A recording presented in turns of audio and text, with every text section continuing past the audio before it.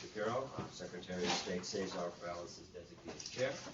I'm Paul Ambrose, representing Commissioner Howard Zucker of the Department of Health. Louis Polishuk, Director of the Division of Cemeteries, busy looking for this guy. And there's Mr. Wiles. Identify yourself, Mr. Wiles. Chris Wiles, and I'm the representative of the Attorney General, Eric Schneiderman. Welcome. Tony Melillo, Counsel to the Cemetery Board. Chet Buckwitz, Assistant Director, Division of Cemeteries. Mike Seelman, Senior Investigator, Division of Cemeteries. Len Green, Investigator, Division of Cemeteries. Joe Ambrose, Associate Accountant, Division of Cemeteries. Lose one. Yes, and we're in the new seating order because apparently nobody can hear us. Okay. So now we're really going to the recording. That may have been my intent, but I've been caught out on it. All right. So now we can take a look at the minutes of last meeting. Folks had a chance to review that? Yes. Comments? Anything? I had a couple. I'll start with mine. Yep. All right, I think that with respect to the relatively minor changes we did to the last minutes, I don't think we need to go into detail about that, so I just would say the board approved the minutes of the June 18th, 2015 meeting with minor changes. That's it. That's it. We don't need the rest of the colloquy there. I don't think it adds to the discussion.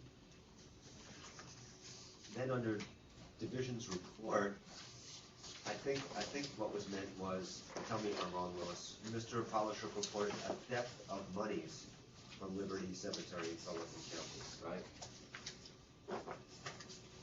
Yes. Okay, so that's the change. And I'll give you my, everybody agrees, by the way. I'll give you my changes. Then Walton Cemetery in Delaware, I'm a little fuzzy on what we did. Do you have some language? Oh, good. I listened to the tape. We did a letter so that to the cemetery, and it's going to go to the AG's office so they could see what the motion was. Would you like me to read it? Yeah, sure. And then, yeah, that'd be great. Right. So this is what I put in my letter. Motion was made, seconded, and unanimously approved by the New York State Cemetery Board to 1. Approve construction of a new crematory at the cemetery contingent upon division review and approval of a complete set of plans certified by a registered architect or professional engineer, and upon Supreme Court approval of the proposed permanent maintenance loan to help fund the construction. And 2, recommend approval of a permanent maintenance loan in the sum of $134,706.50. Repayment at the rate of $1,000 per month for approximately 11 1/4 years. Contingent upon Division Council approval of the petition to Supreme Court, and upon Division retaining the right to demand without the need for further court order that repayment accelerate to $1,200 per month if and when the cemetery's finances allow. That's the part I wanted to clarify. Good. Why don't we just, if it's all right with you folks, we'll just insert Tony's write-up right in the minutes in that way. I do have one question about this. I don't know if this is germane to review the minutes or if it should be raised separately. If it's not the minutes, let's do it. No, but it's about this particular, the way this is coming out, it sounds like they can't even do their plans until the PM loan is approved. And I understand holding off the construction until the PM loan is approved, but I don't see why they can't hire their architect or engineer and draw the plan pending court approval. Actually, addressed that in my letter. No, but you read, no, you said at the end, don't start construction because. Well, they do so at their own risk. Right, no, but it says here that it was, the crematory was, construction of crematory is contingent on approval of the PM loan. Well, that's true. If they don't get the PM loan, they can't do the construction. But that doesn't bar them from, we don't view that as barring them from getting their building plans done before they go to court. But they have to pay for it out of current, but they have to pay for it out of current funds, obviously. Okay, that was good. All right. I'm just marking the minutes conform to letter. Graceland. I didn't think it really relevant that the division's going to continue to work with them regarding a possible solar farm. I struck that sentence.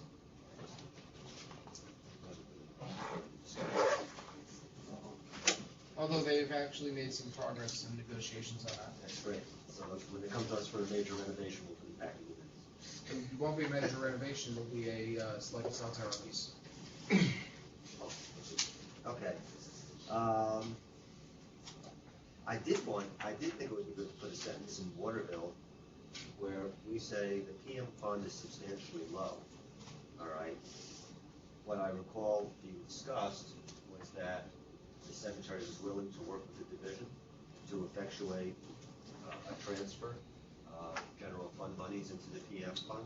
That's not my Or recollection. it That was is my enhanced payback on ongoing Right. contributions. It was something like that. Yeah, my recollection, which is actually in our letter that went out, is that they were we were gonna work with them to come up with an amount that they should contribute from each cremation to Okay. PM fund to help rebuild. So the cemetery indicated, No? It's $10 per cremation.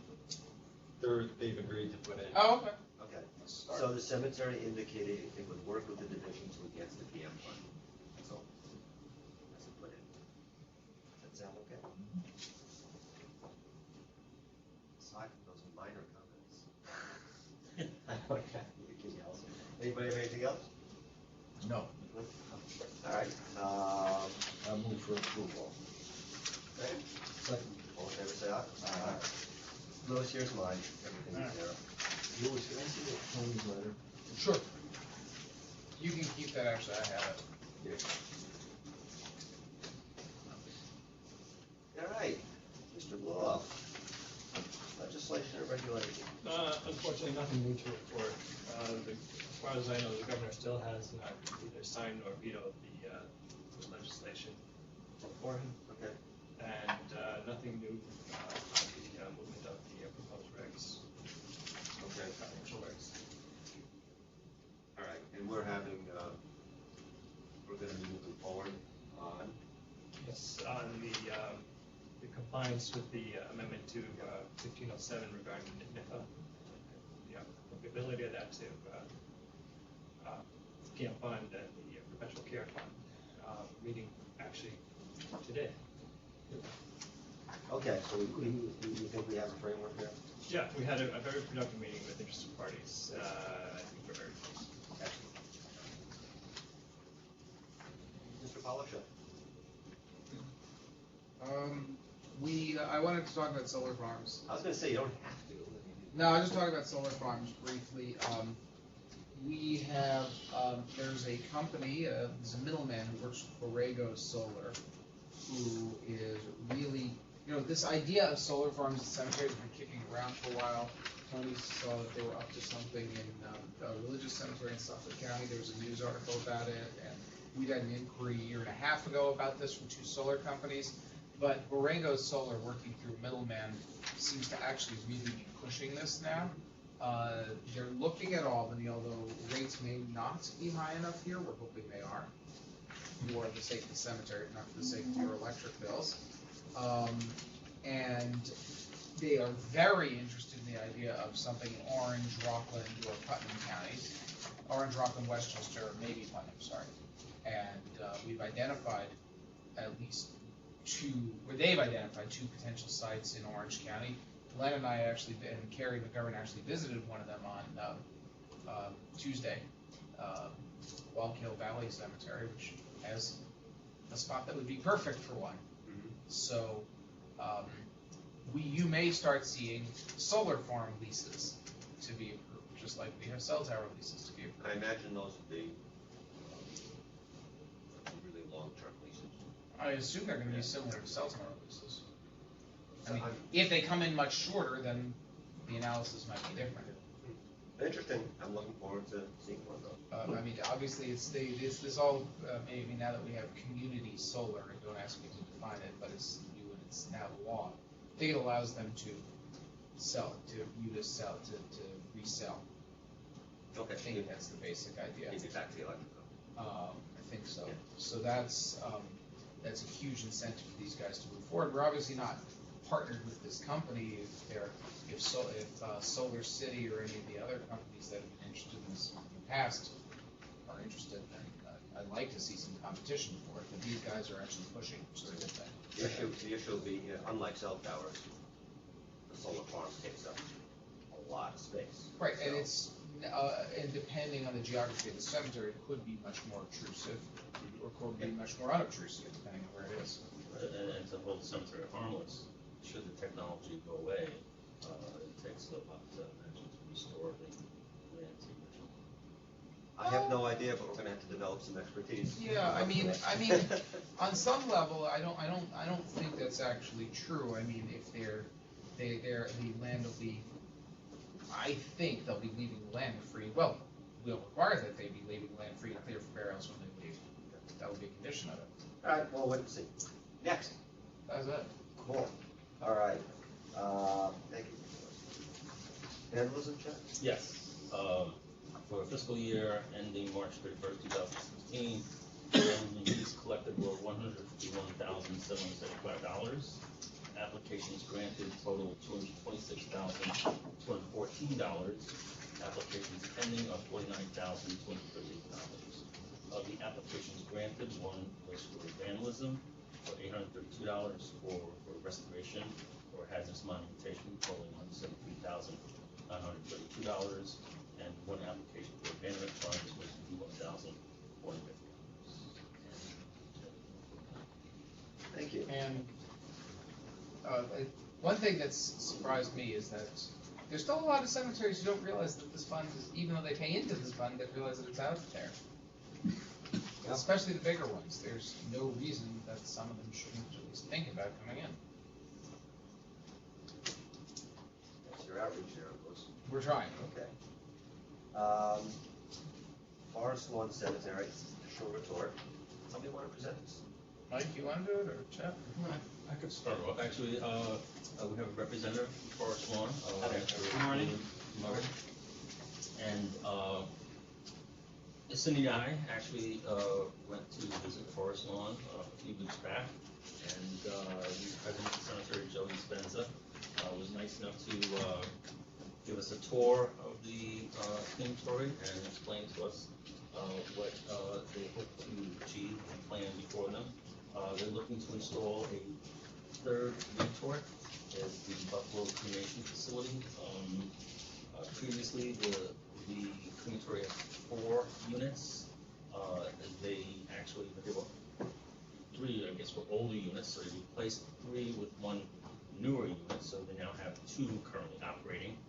They find themselves operating almost at complete maximum, and as such, they're looking to install a third unit, a high efficiency, kind of state-of-the-art unit, and that's what they're looking to implement. They did their analyses. They look to address cases more current in terms of number, and that's what they have before us now. They look to finance it for over 5 years with fixed monthly payments, and they anticipate Finance it with I believe M&T Bank. That's it, and it's a lease? Is that- It's a lease with, I understand, with ownership. That's very important. Correct. All right, so upon the final payment, ownership is vested in the cemetery. Yes. And the lease, and the agreement is clear about that. It's, all right. And we were gonna get that only on Monday though, right? Yeah, the staffing, if someone's out, not back till next Monday. Well, let me just explain. My name's Bill Murray, and I'm Forest Lawn in Buffalo. I'm the vice president of the cemetery. Ordinarily, Joseph Dispenza would be here. You all know Joe. Joe is with his son, who's having a minor procedure performed this morning. It's nothing serious, but Joe needs to be with his son today, so he could not be here. And I'm here in his place. Also, our treasurer and chief financial officer, CPA Jamie Lotz, is at a family wedding out of town and is not available today. I know this question about the lease end came up yesterday, and I do know from reviewing the documents that Jamie shared with me that this is really a lease purchase, and that the cost of the equipment is being fully amortized over the 5-year term of the lease, so that at the end of the lease, it will be owned by Forest Lawn Cremation Company. So it's typical equipment purchase for many industries, maybe not seen often in the cremation industry, but our advisor, George Morris, who was the director of Buffalo Cremation Company before Forest Lawn took over the crematory, has urged us to use the equipment lease vehicle as a method of financing this. And of course, it allows us to keep the debt service on the acquisition of the equipment completely within the operational cost of the crematory. In fact, the balance sheet that was submitted in our application shows that the debt service really impacts the cost of cremation to the amount of $2.15 per cremation.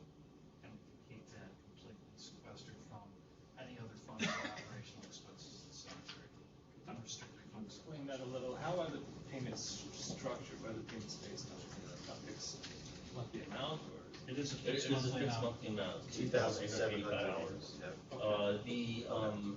The rate actually appears to be 3.32%, but there is a factor that's included that actually saves the cemetery some $12 a month. So instead of $3,897, it's actually $3,885 and an effective rate of 3.69%. So I take it, the division supports the application fiscally, and as well as this particular cemetery's need for the refund? Yes. Okay. So I'd also note that it provides for substantial overweight Yes, it cremations, does. and That's that there's correct. no other crematory currently within the area that can do it. Not We that spoke, we are. I actually spoke personally to two of the local crematories, one of them in particular recognized the fact that they can't handle that kind of case, and right now, they're really just one they can send it to. Right. And to the extent they have overweight cases already, they're sending to Forest Lawn. Right, But our this would- current machines can handle cases up to 800 pounds, but not beyond that, and there are cases that cannot be handled regionally now. The retort that we will be adding can handle cases up to 1,200 pounds, which will provide an appropriate and dignified treatment of bad cases. And now, a discussion that we're not used to having, we're beginning to get used to it, which is the impact of this on regional practice. We're trying to come to terms with some of this. These are not easy discussions, I think. There are two interment crematory supported cemeteries in the area, Elm Lawn and Mount Calvary. And I note that this is probably a zero-sum game in the sense that there aren't significant increases in the need for cremations, right? It's being split among the various crematories that operate out of this region. So I think we have to be concerned. I don't think necessarily that it's a significant concern in this particular application, but I think we need to be concerned with respect to the impact on other cemeteries and their continued survivability in light of the impact. So we look at the numbers and the division, and you notice you guys did a great job, right, on generating these numbers, so we have a basis to see what the likely impact is.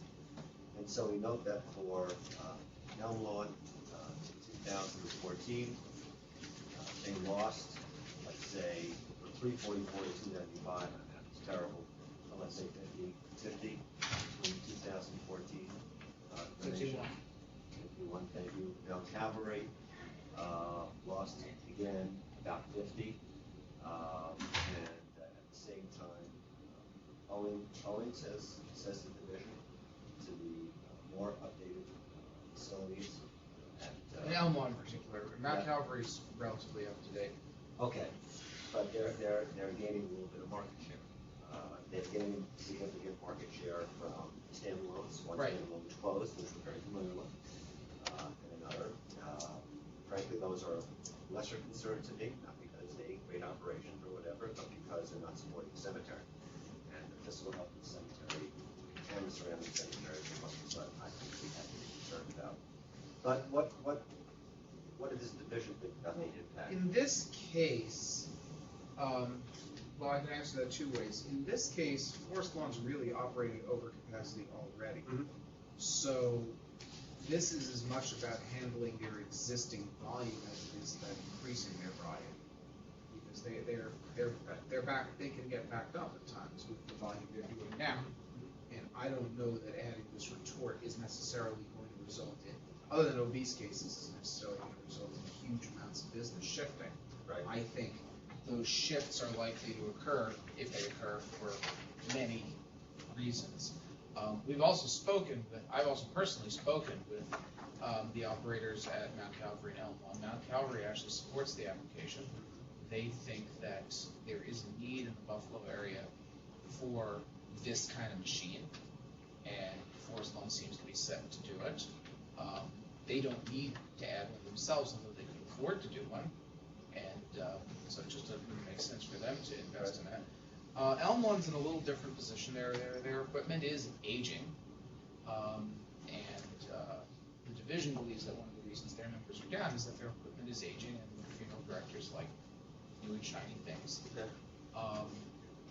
Given what I've learned from this application, and what I've learned in general about other people who are exploring crematories, I've encouraged them to look into finance. They don't have the kind of money they can just plunk down and buy one of these things, but I've encouraged them to reach out to the crematory manufacturers and find out what kind of financing is available, because if they're losing business because their equipment is not up to date, then by all means, if they can finance a new retort and don't have to dip into their limited resources up front, it'll pay for itself pretty quickly.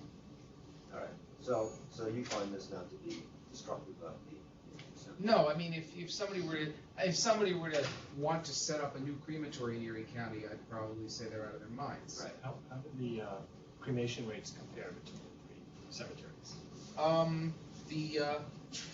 I mean, Elmont is down in the last 10 years. I mean, what they charge for a cremation. Mike, do you know that? I don't have that. I did not. I believe I did Forest not. Lawn is slightly cheaper than Mount Calvary. That's what Jeff Reed told me. I'm assuming Elm Lawn is slightly cheaper than you guys? I don't know Elmont's rate. I believe you're correct about a slight differential between Forest Lawn. That I know, because I don't know how it's not more than $100, but there is a difference, because I know that because the president of Mount Calvary told me that yesterday. And generally, crematories are within, I would say, $10 to $25 of each other in a particular area. It's very rare. Mount Calvary is appreciably more. Well, is that right? Okay. I don't know that we that have much, a crematory almost isolated in one of our counties, and they're charging, well over $400, almost $500 per cremation. So, Of course, our service fees are established and approved by the division on an annual basis. And for the past number of years since we've come into operating the crematory, we've only gone with the standard amount of cost increase and not requested any subsidy. Any further questions? Conversations? There was a list of approvals that were pending. Page 4. Probably.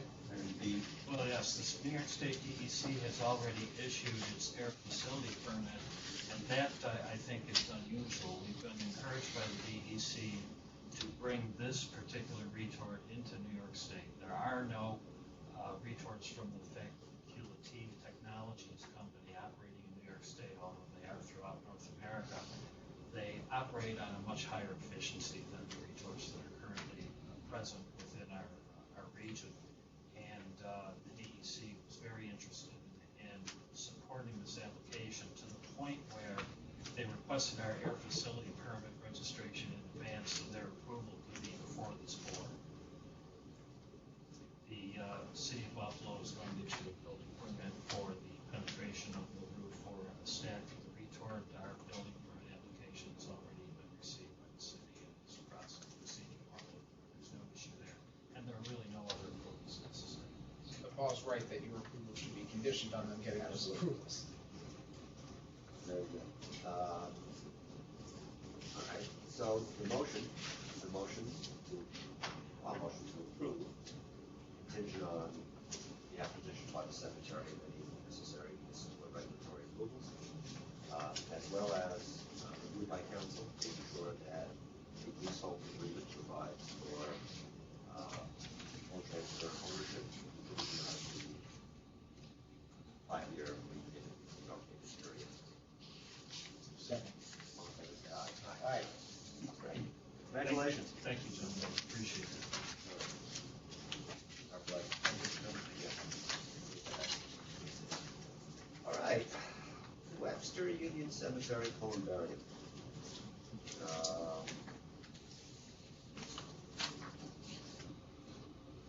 I have a question, just, it's a technical question, I just don't understand, you have, a 5% return listed, and if the investment's 45,960, and the revenue's 204,800, is that, am I like, over 10 years, am I wrong?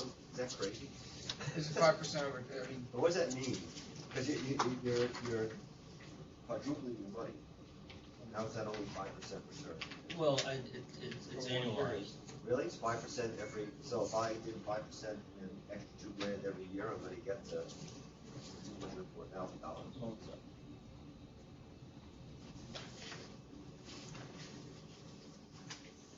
No, the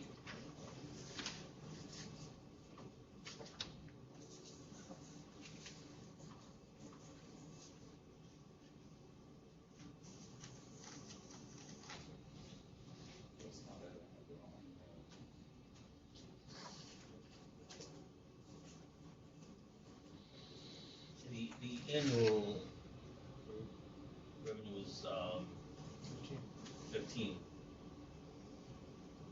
Correct. All right, so. The annual net revenue is $15,800, $884. Okay.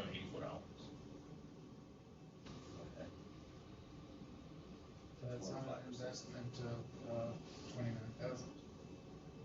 Correct. We'll call it 45,000, because they're, Right. well, no, that's not, Well, no, the the- maintenance cost, that's not really, the 16 should be a wash. They should be charging that, and then that goes in and out. In any event, okay, I just didn't understand, but the point is that the net costs are about $46,000. Net revenues are about $160,000. So that's good, so they're going to essentially, 50, triple number. Okay, that's good, that makes it simple for you. Actually, I think that's supposed to be $15,000 over the yeah. Okay. So 30,000 for 128 spaces.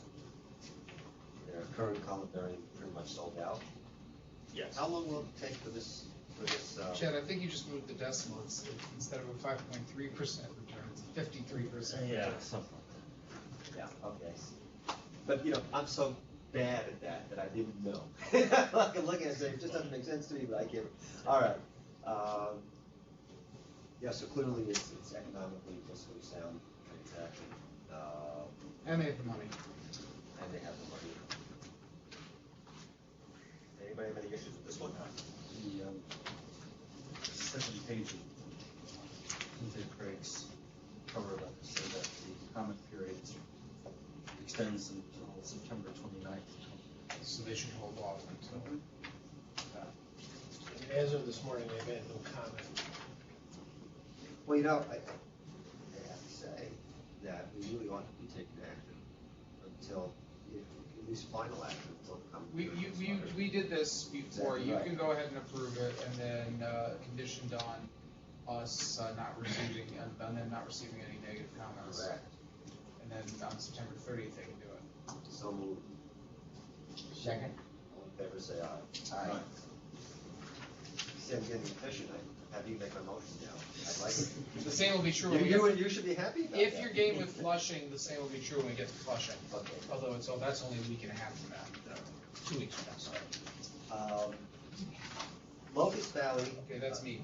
Cemetery, yep, and I put, You have that Lewis, I made a environmental copy of stuff? that thing, could you guys? The DEC letter? See, which I think is important. Yeah, I have an extra copy of that, give me a second. You can summarize it if you want. Wait, I wonder if you have somebody, Vinny, do you have the DEC thing? I think I still. This is a little further explanation about the DEC thing. And, Tony, did you not print the DEC thing? I don't think you printed the DEC. So Well, you Tony's got it right by it. Okay. And then there's a further explanation about it. So, Locust Valley Cemetery is filling up pretty quickly. They were down to their last acre.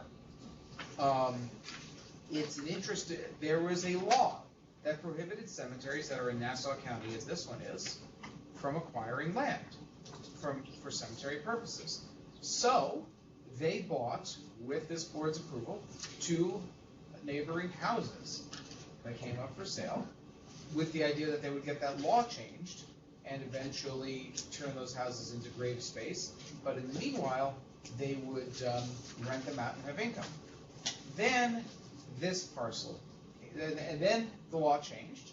The legislature repealed the ban on cemetery land being added in Nassau County because I think we're no longer concerned that Nassau County will be turned into one large cemetery, which is the concern I think 100 years ago. So that would be Wellwood Avenue in Suffolk County. But this parcel, they've kind of had their eye on it for years. It has a storied history. There may have been an arson on the property. That's alleged, never been proven. There was definitely funny business, unapproved construction going on in the parcel before it burned. And so as one of the conditions of the contract, they had to satisfy DEC that any problematic conditions be remediated before they would go ahead and close on this. Their idea behind this is they are ultimately going to need not just the 4 acres they've recently acquired, they're going to need more land than that. They're going to grab whatever they can get. But this is especially desirable because they don't have to lose the rental income, which, if I remember right, it's 39 grand a year. They have rental income. I mean, I only crunch these numbers myself. I should know this. But there's rental income on the property as it exists the properties that exist right now. And they'd rather not lose that unnecessarily, where they have land that's free and clear of a house that they can go ahead and develop. It's 68 grand a year. But then it's net of taxes. Is that net of taxes or before you cut out the taxes? I think it's net. Like I said, I only- But anyway, they're making money. So they want to, their idea is, this is also a good parcel for them because it's right near their entrance. Right. And they could really just go ahead and develop this very easily. Even if they wanted to, they could even have a separate entrance from the road, go straight out to the road. So it's a good, it's locationally good, division doesn't have any issues with it. Question I have, we throw out the numbers, 8.2 million in potential revenue over how many years? When does that start? And so, I mean, I'd like to see that in every report. When we project how much. We've asked them that. That's very hard to say in this case as to what their rate of sales. When are they gonna develop it? It's not gonna be. They're gonna develop it as soon as they go ahead. Because they need the land right now. They have 1 acre left. See, that's what I need to know. They have 1 acre left. They're gonna develop it immediately. Okay. All right, that's, and what's their rate of sale? Hang on, it's in the financials. Wait. Did Vinny do these numbers? They're doing about 170, 180 barrels a year. So that's about a quarter of an acre each year. Yeah, we're really, really close to it now. I mean, a lot of that, obviously, they're burying stuff that was sold pre-need or family plots or what have you. Right. Most of the cemeteries actually set up as family plots. Right. So, now with respect to the land itself, all right? Yeah, does the DEC thing satisfy your concerns? Well, let's state the concerns, and then we can state the resolution. The interest, yes. I guess Anyway. you'd have 2 concerns here. One would be, are there any hazards that would arise with any land purchase? There are toxic substances, stuff that you wouldn't want to find on your land that would be a problem regardless of whether this was being bought by a cemetery or anyone else. Uniquely to cemeteries, is there going to be an issue of construction debris left at the end of this? That's correct. Of course, we do have a law in the books that states that there will be no disturbance in CB, construction, demolition, debris. That's a story history, which I won't go into now. But, so the concerns are, as you said before, The latter concern, I believe, is addressed by the purchase contract itself. They're supposed to be putting It's in gonna the be, fill it's there. gonna be room swept, that's right. Yes. It's gonna be out, and I was very concerned about toxicity, because we didn't know what was in that, at least from the documents we had. So Louis did some reach out to the cemetery, and they've done some homework, and you have that DEC letter, that they gave to us yesterday, and the letter indicates that DEC did some extensive trenching there, 3 trenches to discover what was in there, and there were no toxic, it was not a dump. They found tree stumps, they found debris consistent with, a house demolition, or perhaps. A house that fire. burned down under mysterious circumstances. But I see nothing, I see nothing in there that would indicate or give rise to a suspicion that there's any toxicity there. And that, in fact, the stuff that's in there, it sounds like we could easily take it out. In fact, they are contemplating not bringing in clean dirt, but taking out clean dirt, that they have too much fill there. And so in the grading process, they're actually gonna be removing clean dirt from the site. Plus the construction. No, the seller is removing any remaining construction. Right. The other thing is there's a little bit of an urgency here in that the price goes up sometime in mid-September first. Goes up by $5,000 in mid-September and $5 more grand in mid-December. I noticed So that if we could get them approved before then, they save $5,000. I noticed that the appraisals came in at 610. 615 and 700. Right. That's right. And the purchase price is 600 at the moment. I honestly, I'm not an appraiser. I don't know the real estate market there, but I'm shocked that you could get 2 acres of clean land in Locust Valley for $600,000. Actually, so much. It sounds very low. Even but- 700 sounds low. But, This isn't quite the I neighborhood. don't know, maybe, I don't know. But in any event, Louis, what about the other surrounding land to the cemetery adjacent? Is that vacant? There's a school on one side, there's houses on the other side. There are no vacant parcels other than this adjoining it. They've been gobbling up some of these houses as they go. These are not the fanciest houses in Locust Valley for the most part. They're smaller houses on these 2-acre lots that are, I guess, regarded as less desirable in this neighborhood. And they've been trying to gobble up as much of their neighbors as they can. Because at some point, there may be only 7 or 8 of these houses left. At some point, they will run out. Now, we've discussed that with them when I was there, and they are looking into something, creating a greater accommodation for cremated remains, be that a columbarium or something maybe a little more elaborate. That's not a today discussion, but there's one house in particular that they have their eye on that's actually fairly stately. And I said, turn it into a columbarium, like a community mauso for last niches. there you go. All right. But that's very much a down the road thing. For now, they just need land plan. We recommend approval to the Supreme Court. I'll hand back. You do have a draft petition here. It's Exhibit 13 to our submission. So we don't have to wait on that. I mean, you got it, but I don't have to go out and ask them for it, because we already got it.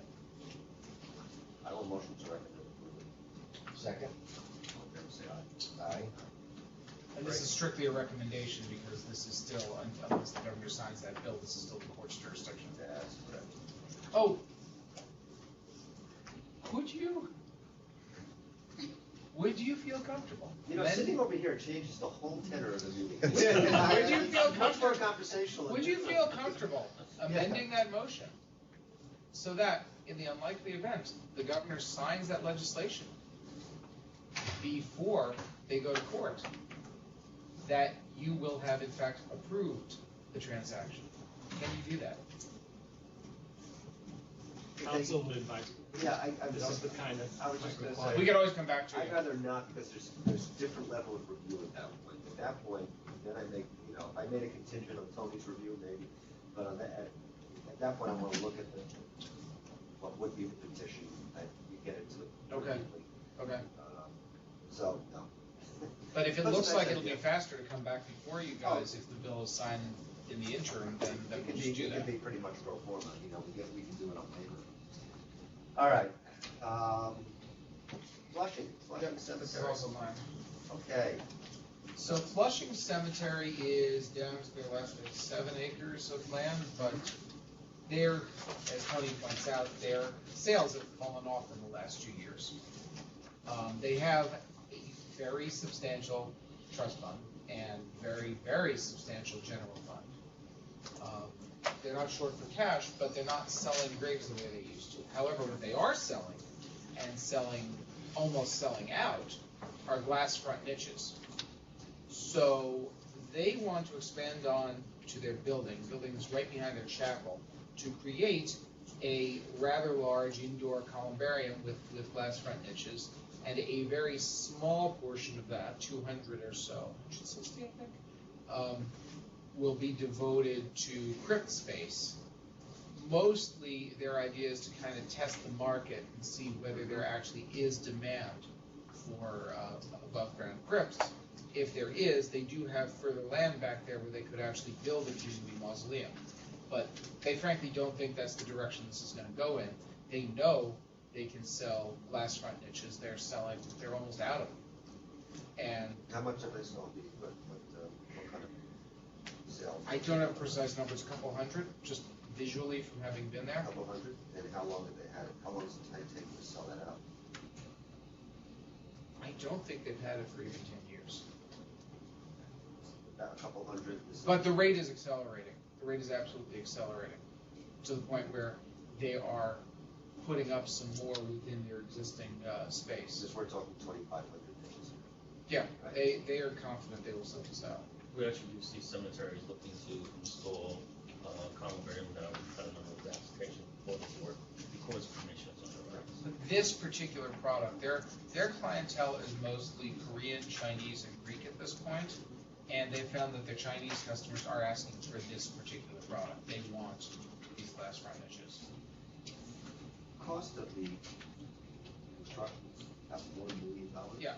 Tell me about that. Just struck me as a whole lot of money. They're building a big they're building this onto, it's not a landmark, but it's a historic building. It's a historic office and a rather nice chapel. And they're building this columbarium onto it. They want to keep it in keeping with the historic building. It's going to be like a big old stone building.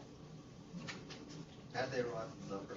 I think they spoke to a couple of, I don't know if they did competitive bids per se, but they did speak to multiple contractors. This particular company has done work at various cemeteries, and they felt comfortable with them just running the whole project.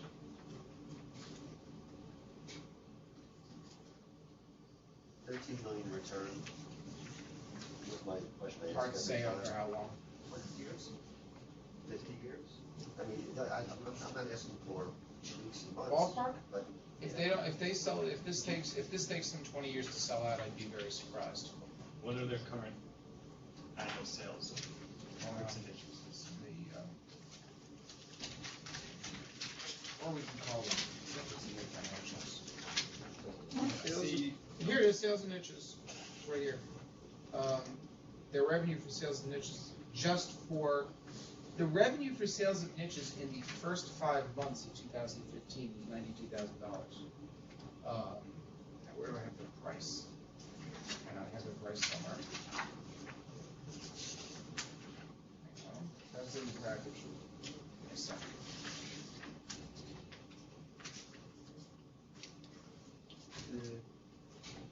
Let's assume they're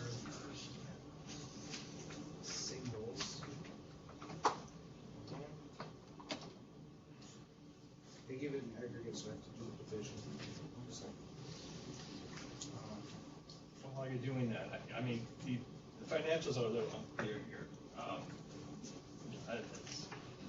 I pointed out to division before the meeting, so just to inform the rest of the board, that if you look at the financials, back in 2011, they had a net surplus from operations of $468, almost $500,000.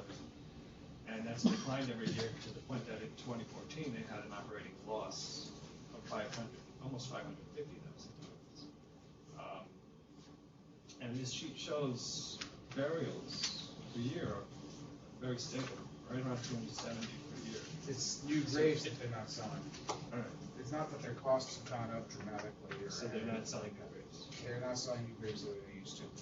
Part of that is a lack of demand. Part of that is that they're not quite full, but they're approaching full. And I'd say the areas in which they're selling now are less attractive than the older areas of the cemetery. Maybe that's just a personal bias. So, you said that for the first 5 months they've sold, how much, 200? They have 92,000, and that's So say approximately 200 grand a year potentially. right. You do that, and pay back on 4 million takes 20 years. Well, didn't I say? Yeah, but that's the 20? payback, about right. that's to get to their investment. Right? And it'll be another 20 years to get to that $8 million mark. So a 40-year payback. Do you want to start running numbers, or you want to table this? Because look, $4 million is a lot of money, and I think I'd probably rather call their accountant and have them Sure. answer to us. Yeah, if you no want more to than more, hold on no a second. problem with that. I've got his number here. So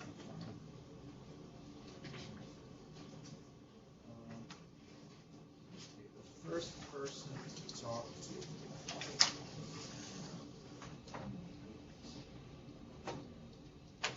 It's not coming out of their GAM fund. It's not coming out. No, they have a permanent maintenance income fund. They are in the enviable position Oh, of being able to maintain the cemetery out of general funds for the Yes. most part. They essentially use their permanent maintenance income not for ordinary maintenance like most cemeteries do, right, but for capital improvements. right. And, yeah, go ahead. I've got the number down. Independent accountant's compilation report. I hope it's audited financials, not a compilation. It's just a compilation. Oh, no, you know what? I think we managed to put in the wrong financials here. This is not their audited, this is not their annual. This is my bad, this is my mistake. This is not their annual. They also get monthly statements. These have more information than their annual do, which is probably why I wanted to include it. I meant to do both. I guess the issue that I have with it is it's full disclaimers. No, they have audited financials. We just accidentally omitted that. But this is a useful document because it has much more information. When they deliver their annual report, that's got a full audit letter with it. That's a good point. This is their. It's not just a trial balance. It's more detailed than that. This is not a substitute for their real financials. Although it gives a better picture of where they're at. Yeah, I meant to include both of those. Hang on.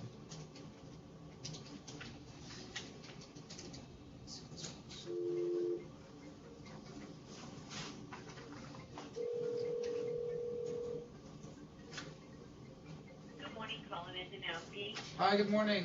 Peter Rodriguez, please. Who's calling, please? It's Louis Polishuk and the State Cemetery Board. Hello.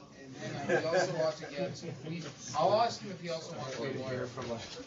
Yes, he was the one. Say hello again. Their lawyer was the one who kind of spearheaded the project. Sure. I don't have a conference on this. Peter maybe. Whatever they want. Their accountant, by the way, is very conservative, so.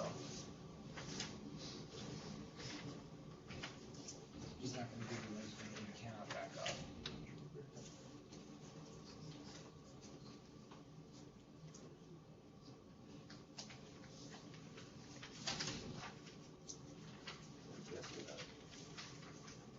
Yeah, but you unfortunately just don't have the audited financials before you can.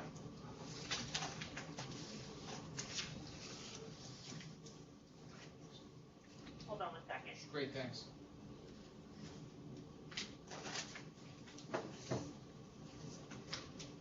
This is not meant to be given out to any other than their board members. They gave it to us because we had specific questions.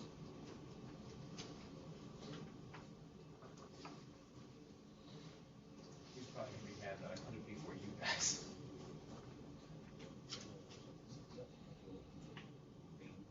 Hi, Louis, I'll Yes. send you now. I thought they had 7, but you read it. It's a little more than that.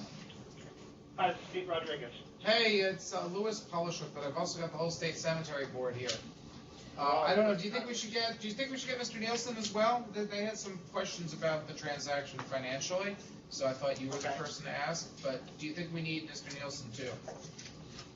That's up to you. I don't think that's. I'm sure. All right. Well, let's try it with you first, and if we need them, we'll conference them. And just to be clear, hi there, this is Dan Shapiro, I'm chair of the board. This is, hi, how you doing?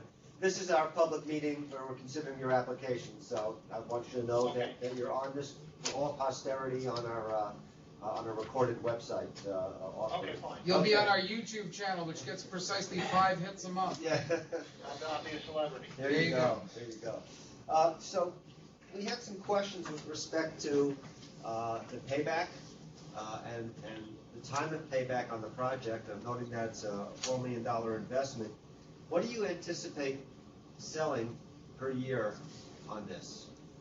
Well, those questions I don't know that I know the answer to. You know, those questions are probably better directed even more so to Mr. Nielsen and to John, the general manager. Okay, I'm not sure how to conference from this. I spoke with John yesterday because I was talking to him about we have a $4.5 million investment. They expect that to generate about $11 million from this construction, in sales of ditches and things of that nature. But I don't know how much per year that they're anticipating on an annual basis. Yeah, the concern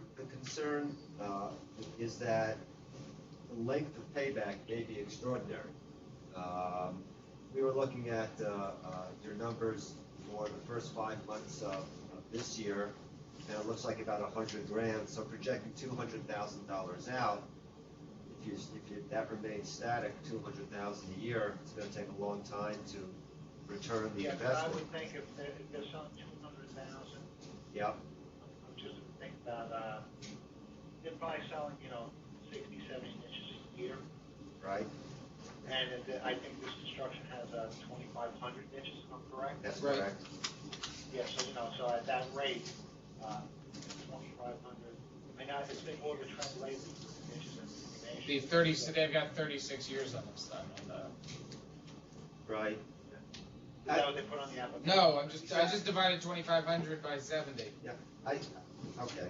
All right. Well, I assume, and I'm sure you did. I mean, ran the numbers and have an idea of what it's going to take to make back your investment, how long it'll take to make your, I'll put it in quotes, profit. But those are projections that I think we should have. You know, we need to find out. They built, I think they're running out of ditches right now. They are. No, I think they sold that out in like a few years. Yes, and that's been the trend lately. So I'm sure that they're looking long term. Because of the fact that they've just about sold out all the ditches as it is right now. And that's what people are looking for. So you think these questions would be better directed to John and not to Mr. Nielsen? Well, maybe both. I'm sure that they've had this conversation at the multi-board meetings. So Mr. Nielsen is privy to all this information too. John would just be, he's part of that board meeting, so they've had this conversation. I don't know that, what they're anticipating as far as how long before they break even or how long before they what do you call it? I'm sure they're looking at $4 million as a good investment long term for the cemetery, but the payback, I don't know if they broke it down and they have any indication as to how long, how many niches they sell per year that they have. Okay. All right. Well, we'll continue to ruminate then. All right. Well, thanks so very much. Okay. Well, if there's anything I can help with, I'm here all day, so I can be pulled back if need be. Okay, Great. thanks. Great. And when we get royalties on this video production, I'll make sure that you get a percentage. I appreciate it. That's Okay. great. You have to call my agent though. Okay. All right. All right. Thanks a lot. Take guys. care. Bye-bye. Thank you. If this is a simple question that they can answer, I'd rather it not be tabled. I don't know. It's a simple And question. I would like to see divisions analysis. There's an analysis in the packet. It's on a Mullen Construction Company letter. Right. I don't know who did the analysis, but it's clearly not divisions. No, they did the projections with the cemetery. No, division should be giving us that, and I think that should be in the packet. Which piece of it? I mean, The projections. There. I'd like the division to couple of things on this one, if I may. Hang on.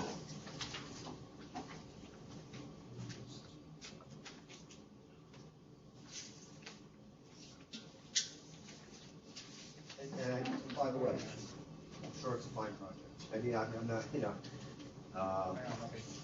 but I think the division want to take the numbers and give them by the cemetery, verify them, come to a conclusion about, fiscal viability of the project, how long the payback is likely to be, those kinds of things.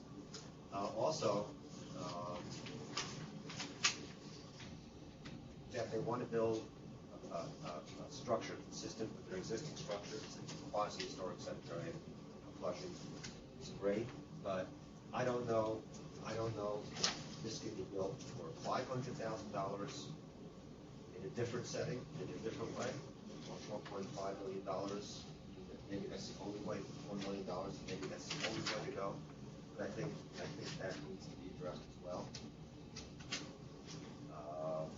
Just and that could be conclusory, all right?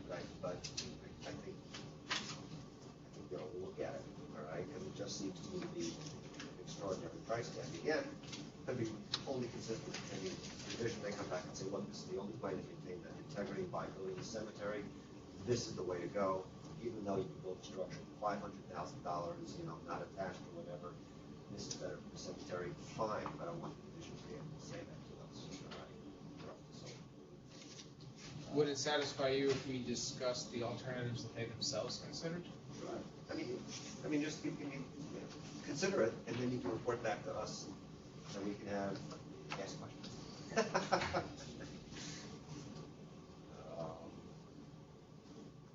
Is that board? I mean, are you? I'm fine with that. Is there any? I wonder how much we can tell these cemeteries how to build their. I was wondering the same thing. I don't think, my things are typically, I try and defer to cemetery management, because we're not the managers, they are. But when you're talking about substantial monies in the assets of the cemetery, I think it's important for us to understand the due diligence that's been done, all right, to get to where they are. Yeah, we certainly should understand the reasoning. Yeah, that's right. And I just don't have, and I think I already know the reasoning, and I think it's going to be fine. But a $4 million structure demands some analysis by the division and by us, I think. But bear in mind, their general fund is $19 million, and their PM income fund is $26 million. You know what that means? You know what that argument means? It means because they're rich, we don't have to review it. They can do That's something not. potentially No, stupid. it's that they're not. No, it's not. No, it's more that they're not jeopardizing the fiscal health. of the I cemetery. understand, but that doesn't relieve us as a division doing an analysis of the judgment of the cemetery going forward with the project. It's part of what we're supposed to do. I defer to that judgment. I want to know what it is, though. And can we build? I don't know. I mean, can we build a 2,500 columbarium for $500,000? You probably could, it depends on your. A nice one that'll stand up and not. Yeah, I mean, Cadillac versus Chevy. I mean, we have a cemetery that, I understand in several hours had people lined up at the door to buy crypt spaces. There's no question the cemetery. And they sold over $2 million in 3 hours. There's absolutely no question the cemetery needs help. It's all right. But I think we need to do some analysis. That's why I said, let's do it up, let's write it up. All right, so, let's table this for the next meeting. I'm sure we'll be able to act on that. Is there anything else we should? Well, I'll get you the audited financials. I'll get the audited financials. Yeah. Although I actually think the unaudited monthly statements are more helpful as a snapshot of the That's position. right. All right, very good. We have come to the end of our agenda for public session. At this time, I would open the floor. If anybody would like to address the board for any reason. Anything today? Mr. Fleming? I'm happy to. There's such a lull of conversation. David Fleming from the New York State Association of Cemeteries. I just want to pass some information along. Last week, I had the opportunity at the invitation of the U.S. Park Service, coordination with the Association of Towns and the New York State Association of Cemeteries, to present a program up at Great Camp Sagamore in the Adirondacks on preventing cemetery abandonment and helping municipalities deal with abandonment. You figured it out yet? Well, my presentation was fantastic. I don't know. It seemed pretty clear to me. When are you but- giving that presentation to us? Yeah, so I think one of the, this was a focus on an area that's really not served very well by anyone, I don't think, and that's these very small communities in the Adirondacks. And it's very difficult because of these small communities and the small boards that are servicing these cemeteries. But what was very clear to me after this conference is that not only does NYSAC needs to do a better job with the Association of Towns and reaching out to these communities to let them know what programs are available, but I would just ask that when the cemetery division is doing any mailings, and we're going to be doing mailings, perhaps we can work with them in providing some snapshots of what we're sending out for relative to municipal assistance of cemeteries, the dangerous monument sections. I think there's really a lot of folks who do not understand that they do have these tools available to them, particularly in these remote communities where really providing some plowing or maintenance with cemeteries is the difference between the cemetery being abandoned and not being abandoned. And obviously there needs to be more of a synergy between the regulation of the cemeteries and the municipal involvement, so that we get in a situation where there's a problem.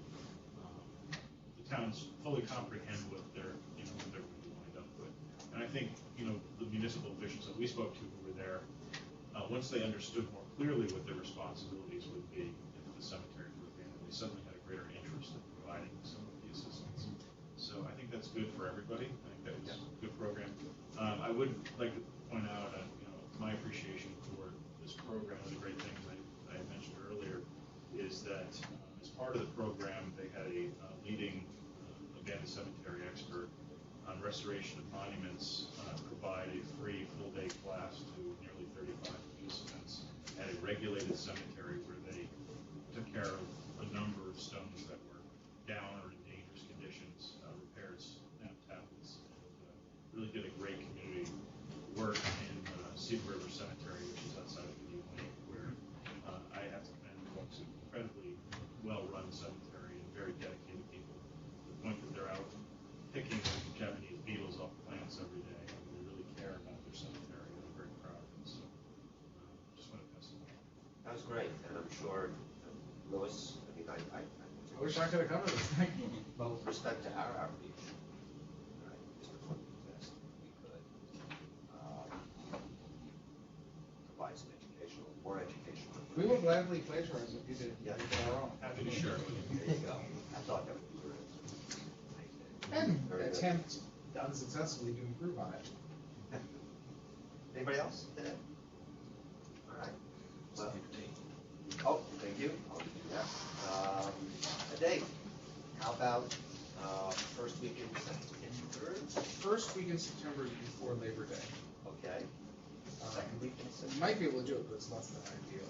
No, whatever. I'm around. Whatever you want. Well, hold on, let's check what the actual dates are. So, the first Thursday in September is September 3rd.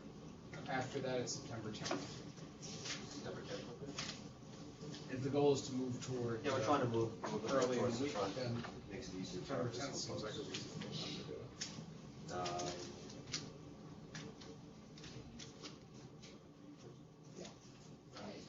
September 10th it is. 10:30. Sounds good. All right. That being said, I would motion to go into executive session for investigative matters. Second. Anyone? Second. Okay, I have 2 seconds. I'll just take that as okay. So let's take a 5-minute break and then we'll do that.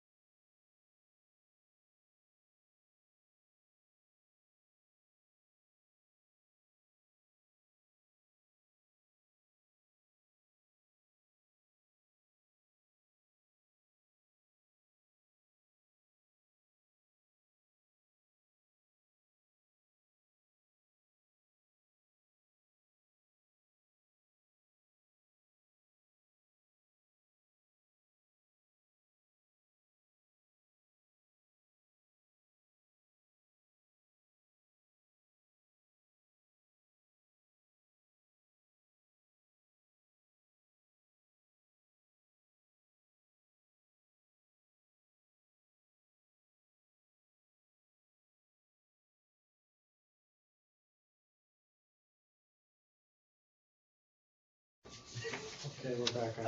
I give Louis way too much entree to talk, and I'm sitting. Well, I'm gonna talk again, because I want us to. to end on a good note. There's something I neglected to mention, the director's report, which has nothing to do with executive session, but it's on a good note. All right. The good note is that three cemeteries in New York City, most prominently the Evergreen Cemetery, we just received just been approved for a federal grant to do some post-Sandy cleanup. Oh, that's great. Evergreen really took it hard under Sandy. It's federal money? It's federal money, This is FEMA? I believe so. That's the first, 'cause Yeah. It's a big thing. It was in yesterday's Times, I forgot to I send it did to you some work guys. on that and got the cold shoulder years ago. Evergreens, Greenwood, and Prospect, I believe, got Wow. money. Kudos to them, they must. So this is, Evergreens in Tremendous, particular, uh, because of its location, really got hammered. Yeah. I wanted to see the details of that. I'd like to see the paperwork. Yeah, we Okay, should I'll have to get that from them. Yeah, we should I'll send you have the that. article, like, right away. for the future, because that's a real precedent buster. Great. All right, having nothing to report from the executive session, I move to adjourn. In favor, I'll second that motion. All in favor, say aye. Aye. All right. You've already adjourned. Thank you all.